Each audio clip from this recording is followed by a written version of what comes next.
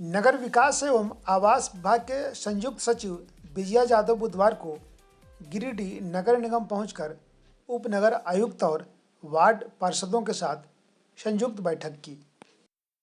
संयुक्त सचिव विजया यादव ने उप नगर आयुक्त के मौजूदगी में वार्ड पार्षदों के साथ बैठक कर नगर निगम के द्वारा संचालित विकास कार्यों की समीक्षा की एवं संबंधित लंबित योजनाओं को त्वरित गति से पूर्ण करने का आदेश जारी किया।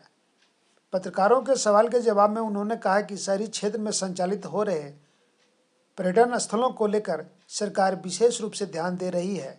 कहा कि इन पर्यटन स्थलों को व्यावसायिक रूप देना है और ज़्यादा से ज़्यादा व्यावसायिक आमद बढ़ाकर इसके विकास में गति लाना है। शहरी क्षेत्र में लंबित पर्यटन स्थलों के मामले में पूछने पर विजया यादव ने कहा कि इन पर्यटन स्थलों को जल्द से जल्द सुचारू रूप से चालू कर दिया जाएगा। ये क्यूआर बेस्ड आइडेंटिटी कार्ड दे रहे हैं जी। क्यूआर पता है, अभी होटल में जाते हैं तो वो स्कैन करने के लिए बोलते हैं। जी जी जी पार्क आज जो नए से आती है उनको चाहिए। लिख लो, एक इनका आधे दिन का एक 2 घंटे का सेशन लिया जाए या 1 घंटे का ही।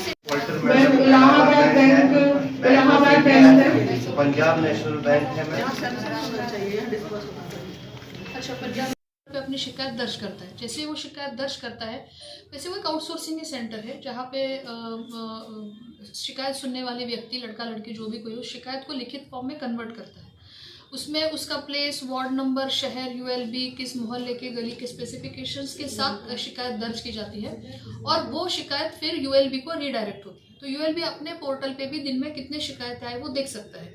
उसके बाद उसको एक्शन लेके जो एक्शन लिया है उसको उसमें अपलोड करना है। तो वो फोटो फॉर्म में है, वीडियो फॉर्म में है, रिटर्न फॉर्म में है और जब वो लिखता है तब वो दोबारा शिकायत केंद्र जहाँ शिकायत दर्ज होती है उसके पोर्टल पे अपीयर होती है और वहाँ किसी तीसरे व्यक्ति द्वारा दोबारा शिकायतकर्ता को फ़ोन करके पूछा जाता है कि क्या आपकी शिकायत का हल हुआ, समाधान हुआ, क्या आप उस समाधान के साथ सेटिस्फैक्ट्री डिस्पोजल हुआ है, आप संतुष्ट है उससे। इस तरह से उस शिकायत का निवारण किया जाता है। चूँकि आपने मामला मुझे बताया है, मैं इसकी जांच करती हूँ और नहीं हो गया, फर्जीपने से अगर हो गया तो we will definitely take action, क्योंकि इसको हम पीजीएमएस को खुद पर्सनली मॉनिटर करते हैं। मैडम पीजीएमएस को देखती है ये पूछा और ऑटो जनरेटेड शो कॉज जाते हैं अगर 21 दिन या 1 महीने के ज्यादा पीरियड की शिकायतें पेंडिंग पड़ी है। एक लास्ट में पार्क पे आपका बहुत जोर था। जो पहला पार्क बना था सिद्धू कानू पार्क, ये आपका बस स्टैंड के बगल में है। तो मैं देखती हूँ। हाँ, वो आज भी उसी प्रकार अधूरा है, जबकि आपने ये यहाँ बरमसिया का जो पार्क बना है वो आज गिरिडीह की सबसे खूबसूरत जगह, लेकिन पहला पार्क आज भी जीर्णशीर्ण अवस्था में पड़ा है, वो आज तक पूरा भी नहीं हुआ। वो पार्क शायद मेरे टेन्योर के आने से पहले ही बना था और उसके बहुत कुछ इश्यूज है।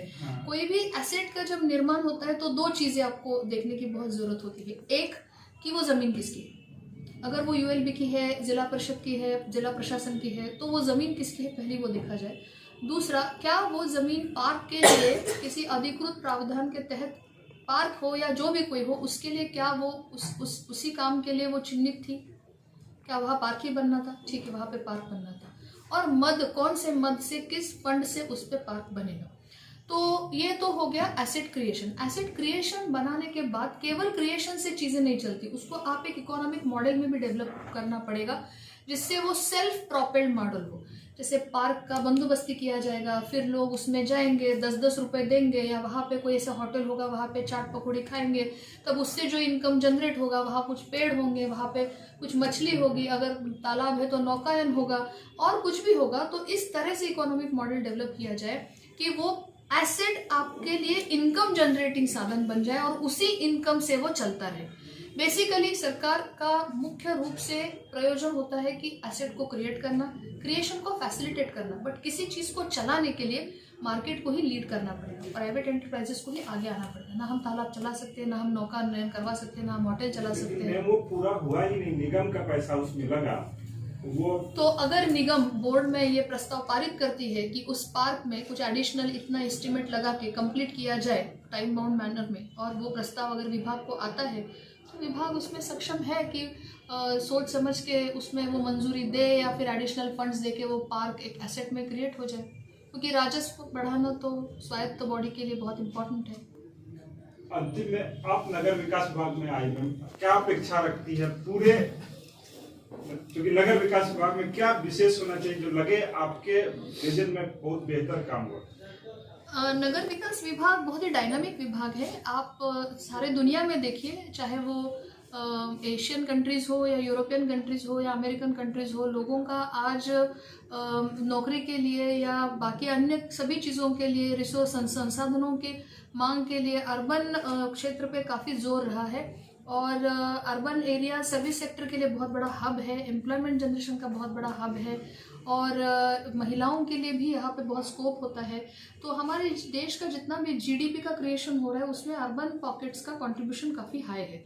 तो यहाँ पे बेसिक सुविधाएं अच्छी हो, हम बाहर के मार्केट प्लेयर्स को इनवाइट करने की क्षमता रखते हो, और वर्ल्ड क्लास फैसिलिटीज़ के साथ चले, स्मार्ट सिटी टाइप क्रिएशन हो, पब्लिक ट्रांसपोर्ट हो, लॉ एंड ऑर्डर अच्छा हो, लोग सेफ फील करें, प्रकाश योजना अच्छी हो, पानी अच्छे हो, तो ये बेसिक फैसिलिटीज़ होती है तो लोगों का इस जगह पे आने का रुझान बढ़ता है। नए नए services sectors, hospitality, bank, schools, colleges, offices आते हैं, जिससे एक रेवेन्यू का जनरेशन होता है। तो मुझे लगता है अर्बन सेक्टर बहुत ही डायनामिक सेक्टर है, बहुत ही अपकमिंग सेक्टर है झारखंड के लिए, और बहुत स्कोप है इसमें। सो मेरे लिए काफ़ी लर्निंग रहा है ये, और गिरिडीह यूएलबी में रहने के बाद तो थोड़ी सी पार्श्वभूमि मुझे अच्छी ही लगती है काम करने के लिए। So it's all really feeling good to be an urban developer.